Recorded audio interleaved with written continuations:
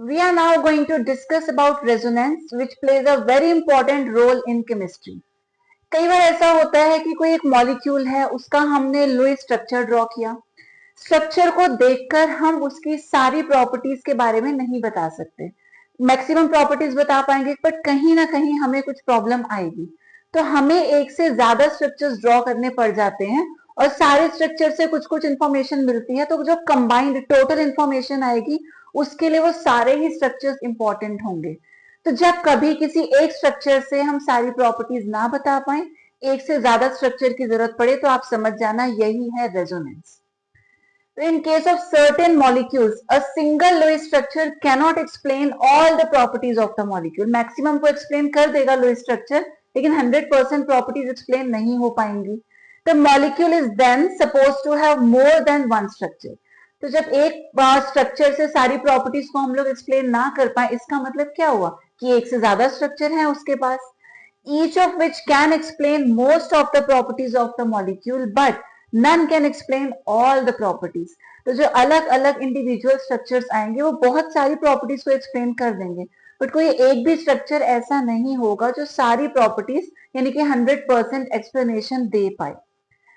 The actual structure is called resonance hybrid and the individual structures are known as canonical forms या फिर resonating structures. जैसे मैंने अभी बताया कि एक स्ट्रक्चर से हम सारी प्रॉपर्टीज को डिफाइन नहीं कर पाएंगे, हमें कई सारे स्ट्रक्चर्स ड्रॉ करने पड़ेंगे, तो वो जो अलग अलग स्ट्रक्चर्स हैं उन सबको हम बोलेंगे रेजोनेटिंग स्ट्रक्चर्स या फिर कैनोनिकल फॉर्म्स। और उन सब का जब एक रिजल्टेंट स्ट्रक्चर हम लोग ड्रॉ कर लेते हैं वो होता है रेजोनेंस हाइब्रिड। और हाइब्रिड ही एक्चुअल स्ट्रक्चर होता है, बाकी सारे तो टेम्परेरी हैं। तो वो टेम्परेरी वाले स्ट्रक्चर जरूरी हैं to explain everything about the molecule. कुछ एग्जांपल्स की हेल्प से समझने की कोशिश करते हैं। तो let us take the example of benzene. Benzene होता है C6H6। इसका स्ट्रक्चर आप लोग क्लास 10 से पढ़ते आ रहे हैं। एक हेक्सागन होता है विद ऑल्टरनेट डबल बॉन्ड्स। ठीक है, बेंजीन में ये जो हर एक पॉइंट है ये रिप्रेजेंट करता है कार्बन को। तो यहाँ पे टोटल 6 कार्बन होते हैं एंड देयर आर 6 हाइड्रोजन्स। हर एक कार्बन के पास एक एक हाइड्रोजन अटैच्ड होता है, बट जनरली उसको हम शो नहीं करते। हम चाहें तो यहाँ हर एक पॉइंट पे एक एक हाइड्रोजन को शो कर सकते हैं, बट नॉर्मली ऐसा किया नहीं जाता। अब अगर बेंजीन को ध्यान से देखें तो हमें दो टाइप के बॉन्ड्स यहाँ नजर आते हैं।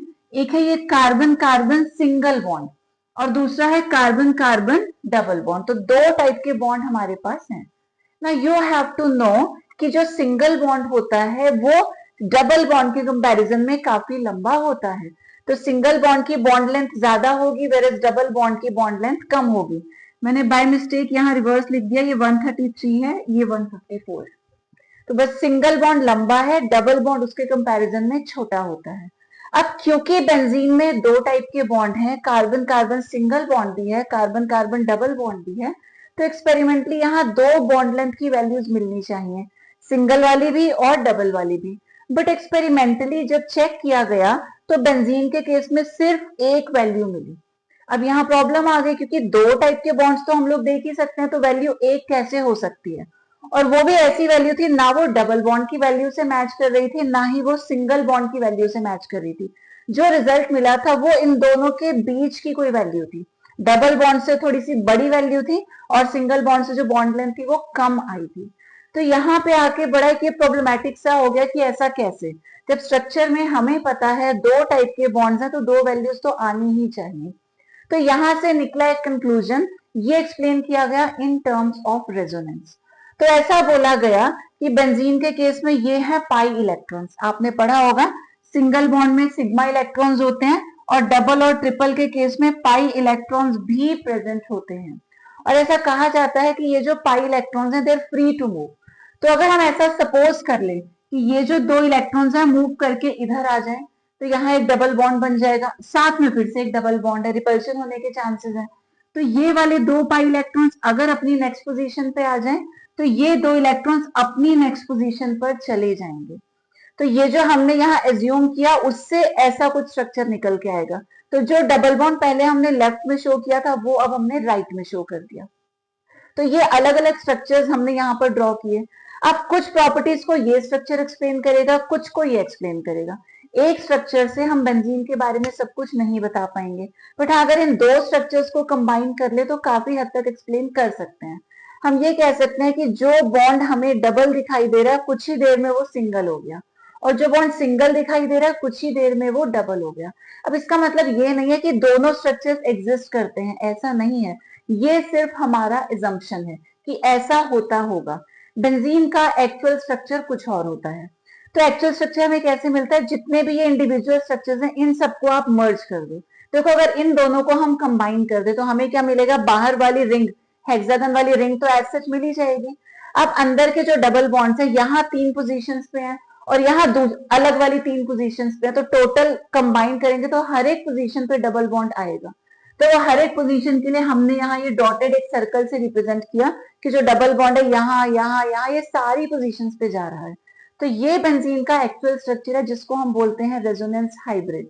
और ये जो इंडिविजुअल स्ट्रक्चर्स हम लोग ऑन पेपर ड्रॉ करते हैं समझने के लिए या खुद को समझाने के लिए, इनको बोला जाता है रेजोनेटिंग स्ट्रक्चर्स या कैनोनिकल फॉर्म्स।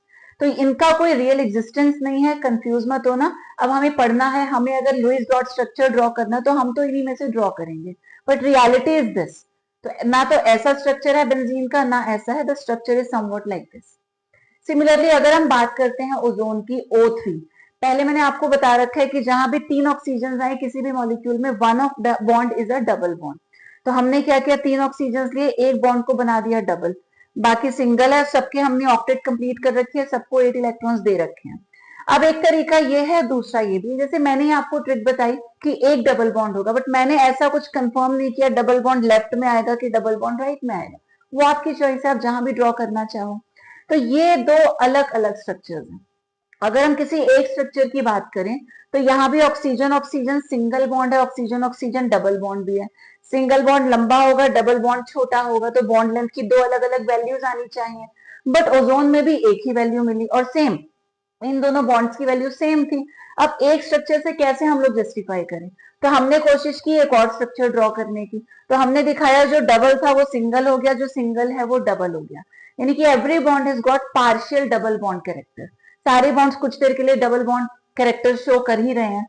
तो ये अगेन रेजोनेंस हो गया। इन दोनों स्ट्रक्चर्स को हम बोलेंगे कैनोनिकल फॉर्म्स या रेजोनेटिंग स्ट्रक्चर्स, और इनका एक हाइब्रिड निकलेगा। हाइब्रिड के लिए दोनों को आप मर्ज करो, मर्ज करके आप देखोगे सिंगल सिंगल तो दोनों तरफ रहेगा ही रहेगा, डबल एक बार लेफ्ट में दिखाई देगा, एक बार राइट में दिखाई देगा, मर्ज करने पे तो दोनों जगह आएगा डबल।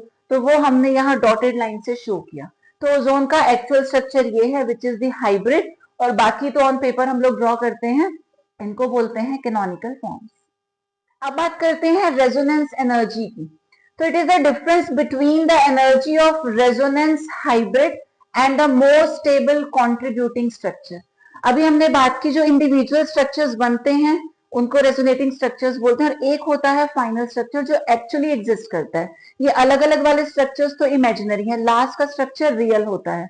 तो ये रियल वाला स्ट्रक्चर, और इधर जो इमेजिनरी वाले हैं उसमें जो सबसे ज्यादा स्टेबल वाला स्ट्रक्चर है, इन दोनों के एनर्जी का जो डिफरेंस होता है उसको बोलते हैं रेजोनेंस एनर्जी। साथ ही बात करेंगे कैरेक्टरिस्टिक्स ऑफ रेजोनेंस की। The contributing structures are imaginary and do not have any real existence, only the hybrid exist. तो आई टोल्ड यू जितने भी अलग अलग इंडिविजुअल स्ट्रक्चर्स हम बनाते हैं ये एग्जिस्ट नहीं करते, ये सिर्फ हमारा इमेजिनेशन है। एक्चुअल स्ट्रक्चर वो होता है जिसे हम हाइब्रिड बोलते हैं। तो हाइब्रिड वाला एग्जिस्ट करता है, बट ये बाकी सारे जितने हैं ये होते हैं imaginary. Due to resonance bond lengths become equal, ये भी अभी देखा था कि अगर सिंगल बॉन्ड भी है मॉलिक्यूल में, डबल बॉन्ड्स भी हैं, तो उन दोनों की जो वैल्यू है वो इक्वल बन जाती है due to resonance. Then the resonance hybrid has lower energy and greater stability. जितने भी रेजोनेटिंग स्ट्रक्चर्स हैं और एक होता है हाइब्रिड, तो हाइब्रिड वाले की एनर्जी इन सारे स्ट्रक्चर से कम होती है, इसीलिए हाइब्रिड सबसे ज्यादा स्टेबल होता है। Lastly, greater the number of resonating structures, greater is the stability. कभी अगर दो मॉलिक्यूल्स में आपको कंपेयर करना है तो जिस मॉलिक्यूल के नंबर ऑफ रेजोनेटिंग स्ट्रक्चर्स ज्यादा होंगे वो ज्यादा स्टेबल होगा, जहां पे रेजोनेटिंग स्ट्रक्चर्स कम है या है ही नहीं उसकी स्टेबिलिटी कम होगी। फाइनली अब बात करते हैं about the misconceptions related to resonance.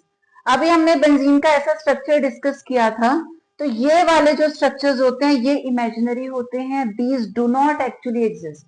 सिर्फ जो फाइनल स्ट्रक्चर है जिसको रेजोनेंस हाइब्रिड बोलते हैं वही एग्जिस्ट करता है। ठीक है, अब यहाँ जो ये एरो है इसका मतलब इक्विलिब्रियम नहीं है, ये रिवर्सिबल को रिप्रेजेंट नहीं कर रहा।